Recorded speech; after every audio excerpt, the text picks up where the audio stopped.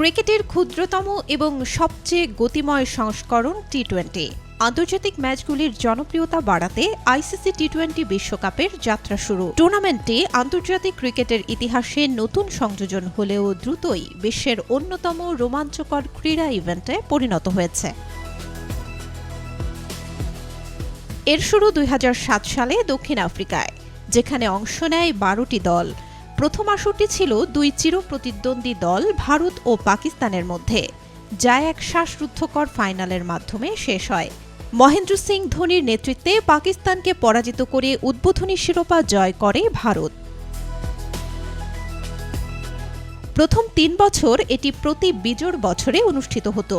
2009 সালে ইংল্যান্ডের মাটিতে শিরোপা জেতে পাকিস্তান, আর 2010-এ ওয়েস্ট ইন্ডিজে অনুষ্ঠিত টুর্নামেন্টে চ্যাম্পিয়ন হয় ইংল্যান্ড। এরপর থেকে সাধারণত প্রতি 2 বছর পর পর এই প্রতিযোগিতা আয়োজিত হচ্ছে, তবে বৈশ্বিক ইভেন্টের সূচির কারণে মাঝে মাঝে এসেছে পরিবর্তনও।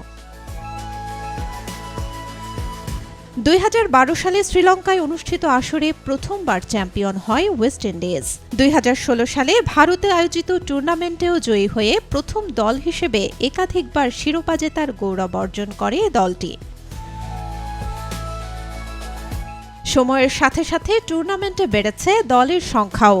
2014 সালে বাংলাদেশে অনুষ্ঠিত টুর্নামেন্টে দলের সংখ্যা 16তে ওঠে। সর্বশেষ 2024 সালে খেলা হয় রেকর্ড 20টি দল নিয়ে।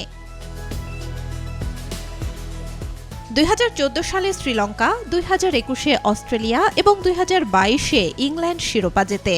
সর্বশেষ 2024 সালের টুর্নামেন্টটি যৌথভাবে আয়োজন করে ইউএসএ এবং ওয়েস্ট ইন্ডিজ। আসন্ন 2026 আইসিসি পুরুষ টি-20 বিশ্বকাপ অনুষ্ঠিত হবে 7 ফেব্রুয়ারি থেকে 8 মার্চ পর্যন্ত। টি-20 বিশ্বকাপের 10ম আসরটি যৌথভাবে আয়োজন করবে ভারত এবং শ্রীলঙ্কা, যেখানে প্রতিদ্বন্দ্বিতা করবে মোট 20টি দল। ফাইনাল ম্যাচটি অনুষ্ঠিত হবে আহমেদাবাদের নরেন্দ্র মোদী স্টেডিয়ামে।